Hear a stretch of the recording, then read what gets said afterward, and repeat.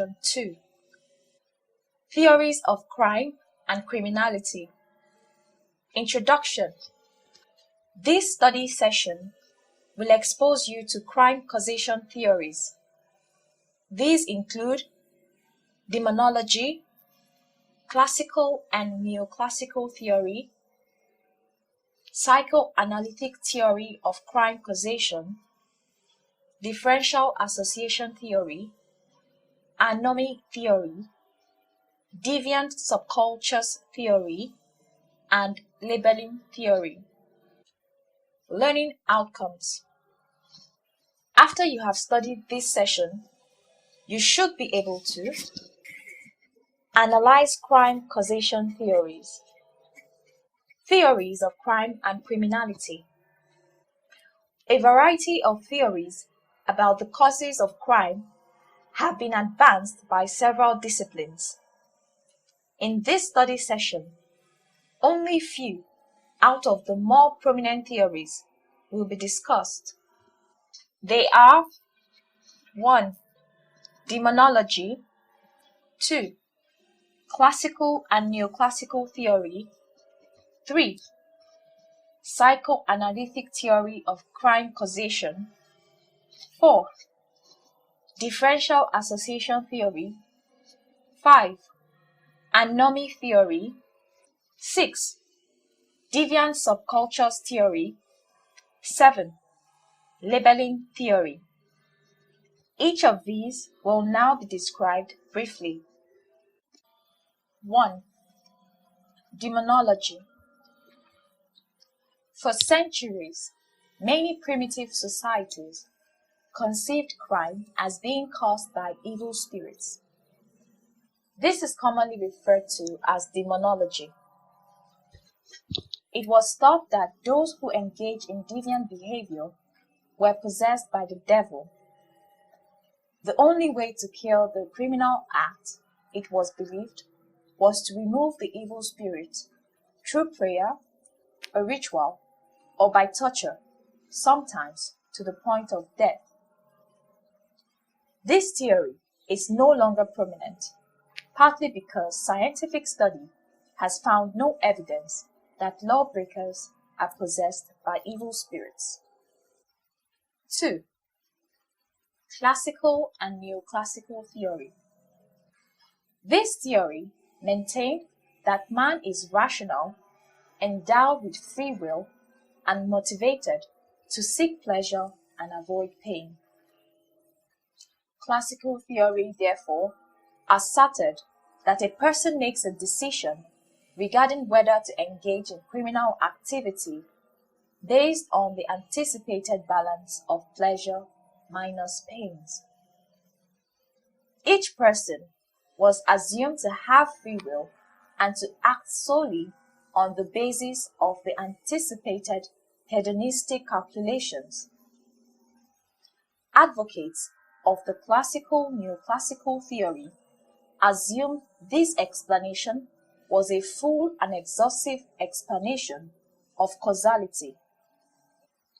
However, applied to corrections, this approach states that definite amounts of punishment are assigned to each offense, so the prospective offender could calculate anticipated pleasure and pains.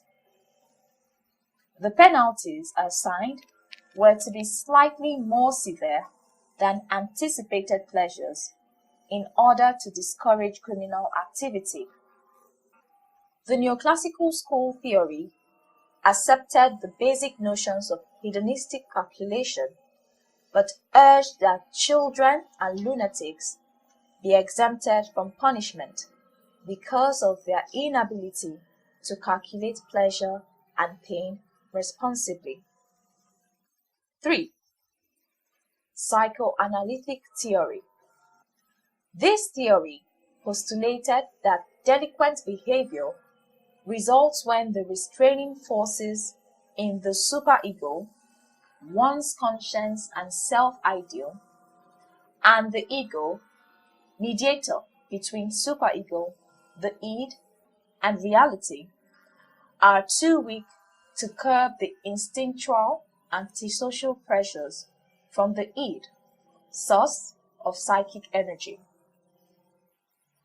Psychoanalytic theory, therefore, asserted that human nature was largely determined by id instincts, which is basically antisocial and immoral in character. This theory postulated current behavior was largely controlled by early childhood experience. Freud, 1933, therefore emphasized the importance of instinctual drives within the individual.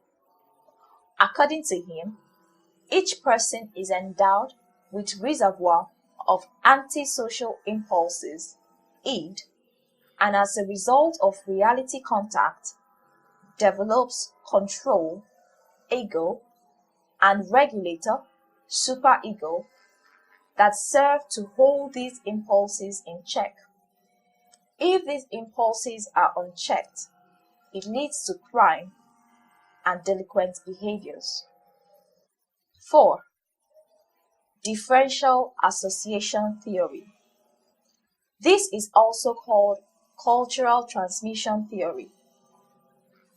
Sutherland, 1940, holds that defiance, as all human behavior, is learned through symbolic interaction, especially in small, intimate primary groups such as family, the peer group, and the neighborhood. That is, an individual exposed to interaction with people who are themselves deviant learns deviant techniques, rationalization for deviant acts, as well as conceptions of laws, property, and human rights from a deviant perspective. Sutherland and his co-authors asserted that learning principles explain criminal behavior. According to them, the techniques, motives, and attitudes associated with criminality are learned as one is exposed to an excess of social definitions favorable to law violation over definitions unfavorable to law violation. In conclusion, Sutherland, however, suggested that we learn social patterns, including deviance, through association with others, especially in primary groups. He stressed the point that we all encounter forces promoting criminality as well as those supporting conformity. That is, likelihood that a person will engage in criminal activity depends upon the frequency of association with those who encourage non-violation compared with those who encourage conformity. 5. Anomy theory. Merton's strain theory.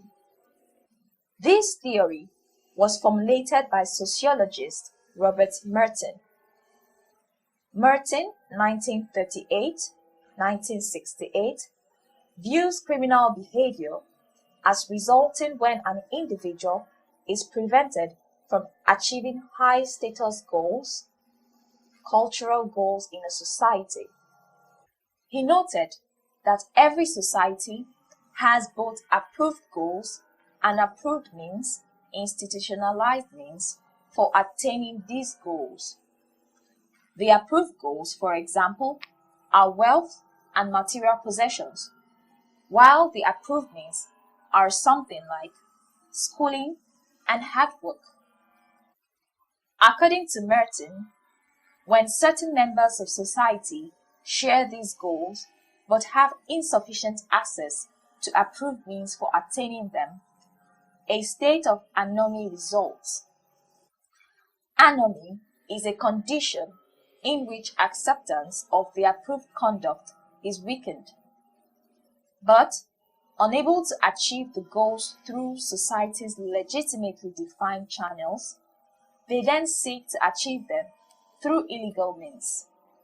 In other words, the essence of legitimate means produces frustration. This frustration, according to Merton, in turn helps to fuel the deviance as a way of getting back at the society that limits opportunities. 6. Deviant subcultures theory. This is also known as Cohen's theory of delinquent subcultures. This theory asserts that some groups develop their own attitudes, values, and perspectives which support criminal activity. Miller, 1958, argues that lower class culture is organized around 6 values: trouble, toughness, excitement, faith, smartness, ability to con others, and autonomy. And allegiance to these values produces delinquency. Miller asserts and concludes that the entire lower class subcultures is deviant in the sense that male growing up in it will accept these values and almost certainly violate the law.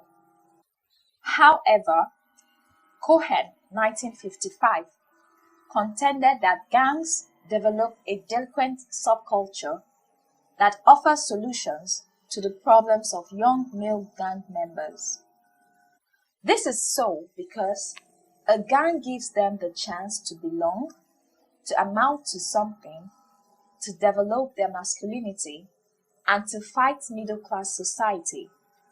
In particular, the delinquent subculture, according to Cohen, can effectively solve the status problems of working-class boys, especially those who are rejected by middle-class society. Cohen therefore contends that the main problems of working-class boys revolve around status. 7. Labeling theory. This theory focuses on the process of branding people as criminals and on the effects of such labeling. Cooley, 1902, argues that people develop their self-concept, sense of who and what they are, in terms of how others relate to them, as if others were a looking glass or mirror. For example, if a neighborhood identified a young boy as being a troublemaker or delinquent, neighbors are likely to relate to the youth as if he were not to be trusted. They may accuse him of delinquent acts, and they will label his semi-delinquent and aggressive behavior as being delinquent. This labeling process also results in a type of prestige and status for the boy, at least from his peers. In the absence of objective ways to evaluate or gauge whether he is in fact a delinquent, the youth will rely on the subjective evaluations of others. Thus, gradually, as he is related to as being delinquent, he begins to perceive himself in that way and to enact the delinquent role. Study session summary. In this study session, we discussed causative theories of crime. These theories identified why crimes occur. For instance, differential association theory proposes that crime and delinquencies are learned through face-to-face interaction. People violate the law when definitions favorable to violation of the law exceed definitions unfavorable to the violation of the law. For example, professional thieves are often introduced to crime through tutelage by experienced thieves. Much delinquency occurs in groups, and delinquents interact frequently with other delinquents. That ends study session 2. Thank you for listening.